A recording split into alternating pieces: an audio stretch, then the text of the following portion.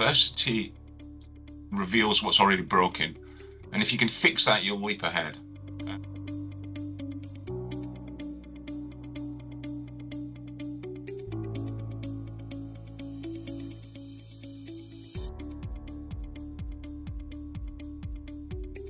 Battlefields teach us that leadership isn't about authority, it's about responsibility.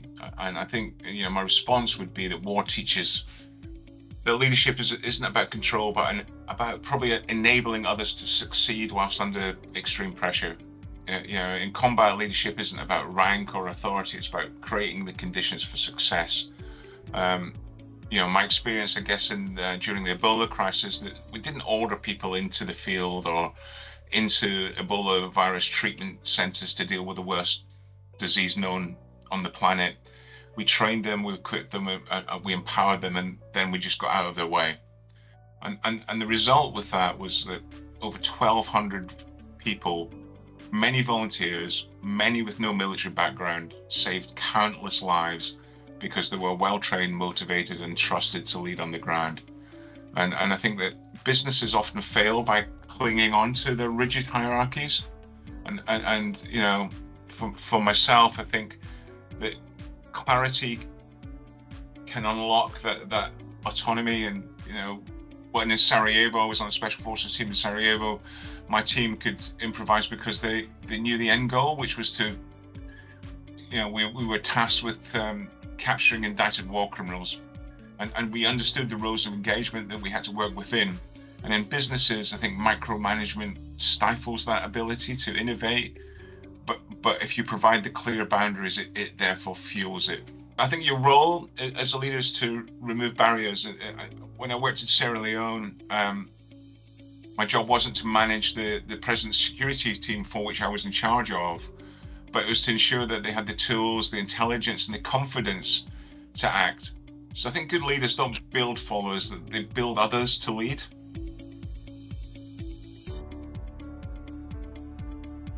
Okay, for me, I think clarity is the antidote to chaos. And like clarity means like stripping away the background noise. I think in Sierra Leone, when protecting the British High Commission and then moving on to look after the president during all of the Blood Diamond Civil War, this required really crystal clear protocols, no room for interpretation. And if taking that lesson into business, I would define clarity as a direction, I think, a one sentence goal where everyone rallies behind, roles, no ambiguity about who owns what. I see a lot of that in the businesses that I support, that there's real lack of understanding of who has the ownership for delivery. And then making sure that the feedback loops are working well. So real-time course correction. When I supported London Ambulance Service, when I was put in charge of getting them out of special measures, we replaced sort of really convoluted process with simple, repeatable actions. And that resulted in sort of better, what did it result in? It resulted in better patient care, which is what that service is there to do. And we could unpack lots of bits that added to it, but the bottom line was the patients were treated better in a faster time.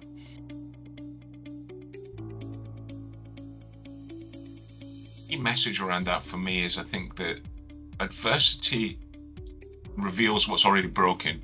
And if you can fix that, you'll leap ahead. Again, going back to that Ebola outbreak, we went in to West Africa. We're facing a already collapsed health system.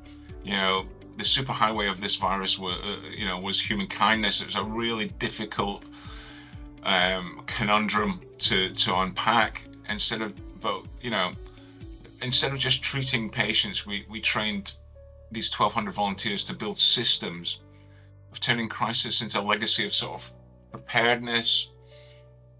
And if we waste time by firefighting, I think we're missing the opportunity. You need to ask more. You need to understand and frame the problem that you're dealing with. For example, when I was tasked by Rory Stewart to support the reduction of violence in the 10 most violent prisons in England, The violence really dropped when we treated data. We treated instances as data points, and then used that adversity as free intelligence. So if an incident happened, we'd use that intelligence to understand and frame the problem, and then get after it. The reality was that actually what needs to be done there was we needed to empower the prison officers to feel more confident in their roles. We didn't need to supply new toilets for prisoners and things that perhaps that the organization was focusing on. It was about the soft power of really empowering the staff to be confident and competent in the core tasks that they had to do. Understand and frame the problem, for me, is how you can get after adversity, using it as a data point.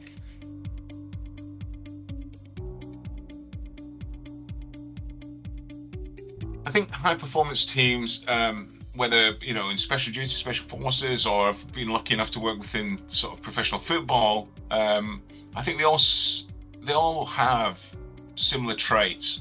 And I think psychological safety, I think admitting mistakes was a key point. Feeling safe to perform at your highest level. I think aligned sacrifice, you know, you're going to have to sacrifice something for the greater good of the organization. Um, I looked after Tony Blair in Iraq for a while, and there wasn't much sleep going around, but the greater good was that we had the best protection that we could on the ground when we moved him around the country. I think performance discontent is something that I think is really important.